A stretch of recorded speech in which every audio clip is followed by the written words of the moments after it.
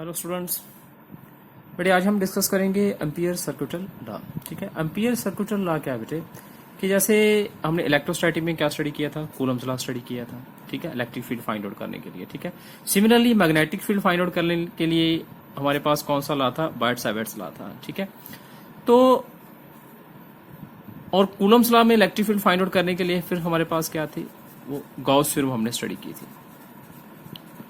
ठीक है, for the electrostatic. ठीक है, और सिमिलरली जो है कि इन दी मैग्नेटिज्म में जो लॉ है वो हम यूज करेंगे, that is the Ampere circuital law.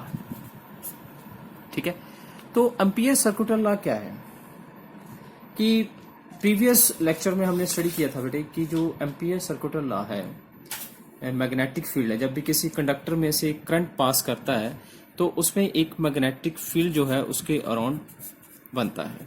ठीक है, तो एम्पियर जो सर्कुटल लॉ है वो भी हमें क्या देता है, to find the magnetic field. ठीक है, कि किसी कंडक्टर में जो करंट फ्लो कर रहा है तो उसके अराउंड एक मैग्नेटिक फील्ड बनता है, तो हम by using the Ampere circuital law we can find the magnetic field. तो इसकी डेफिनेशन करने से पहले बेटे इसका जो एक्सप्रेशन है वो हम पहले देखते हैं कि इसका एक्सप्रेशन जो है वो है B dot dl is equal to mu naught I।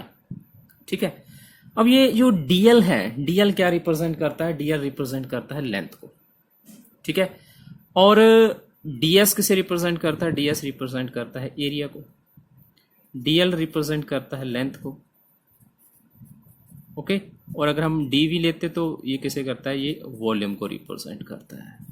ठीक है, volume charge density, surface charge density हम प्रीवियस वीडियोस में स्टडी कर चुके हैं। ठीक है, तो यहाँ पे क्या आ रहा है, dl आ रहा है, dl आ रहा है और साथ में क्या आ रहा है, इंटीग्रेशन आ रही है। इंटीग्रेशन किसकी हो रही है, b की, मैग्नेटिक फील्ड की। क्लियर, यानी कि इसकी जो डेफिनेशन बनेगी वो आपने ये एक्सप्रेशन याद करना है, इसी से डेफिनेशन बन जाएगी। क्या कहता है इस डेफिनेशन के accordingly, the line integral, dl क्या है, लाइन, द लाइन इंटीग्रल, ये इंटीग्रल आ रहा है, लाइन इंटीग्रल अराउंड द, ये क्या है, closed, around the closed path, the line integral around the closed path is equal to the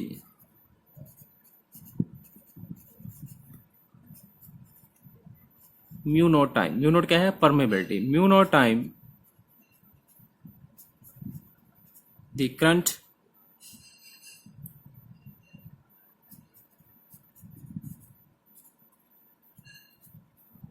mu naught time the current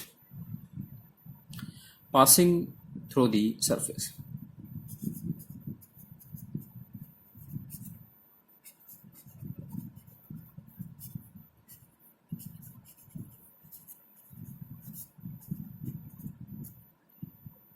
Clear? The line integral around the closed path is equal to the mu naught time the total current passing through the surface।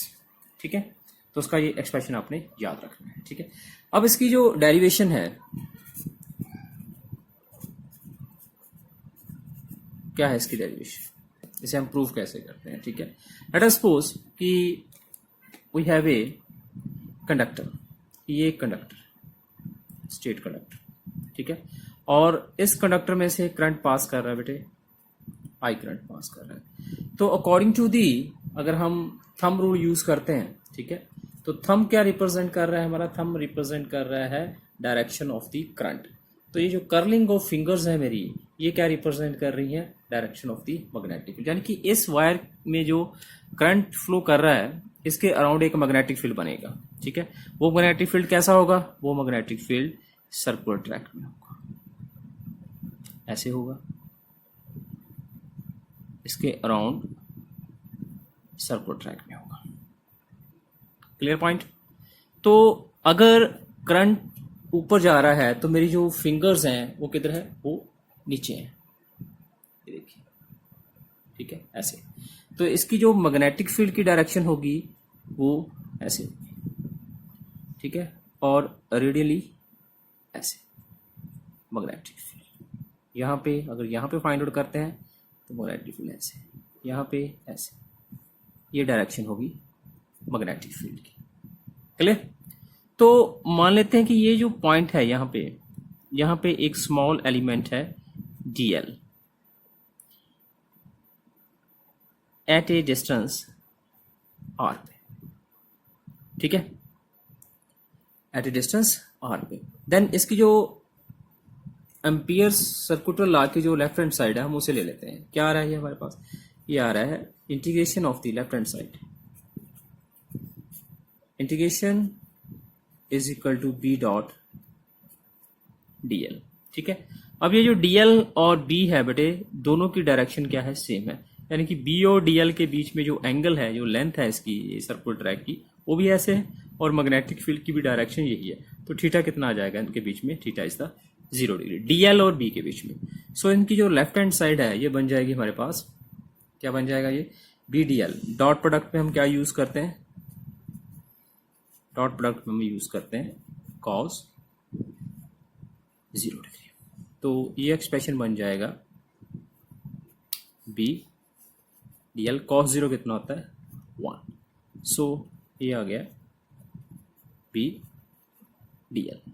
अब किसी भी straight conductor में ये जो magnetic field है वो value बेटे आपने याद रखनी है कि magnetic field in a long straight conductor, magnetic field in a long conductor, straight conductor, वो कितनी होती है? वो होती है B is equal to mu naught upon 4 pi 2I upon R। ये वैल्यूज आपने याद रखनी है कि इन दी स्ट्रेट कंडक्टर जो मैग्नेटिक फील्ड की वैल्यू होती है, ठीक है। तो ये क्या बन जाएगा? B is equal to mu naught upon 4 pi 2I upon R आ रहा है। क्लियर? तो इसकी वैल्यू हम ऊपर इस एक्सप्रेशन में फिल करेंगे, ठीक है। तो ये बन जाएगा, क्या एक्सप्रेशन बनेगा? ये एक्सप्रेशन बन जाएगा हमारा B dot DL integration B dot DL is equal to, क्या आ रहा था?